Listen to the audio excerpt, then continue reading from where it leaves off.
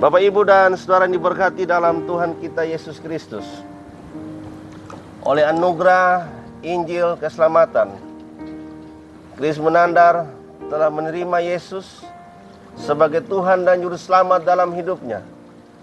Dia percaya kepada Injil, dia menerima Yesus sebagai Juru Selamat dalam hidupnya, dan bahkan dia mau menerima anugerah keselamatan itu dengan menerima sakramen baptisan air pada hari ini. Untuk itu Tuhan berkati anak ini, berikan dia hikmat bijaksana untuk terus percaya kepada Yesus sampai Maranatha Tuhan datang.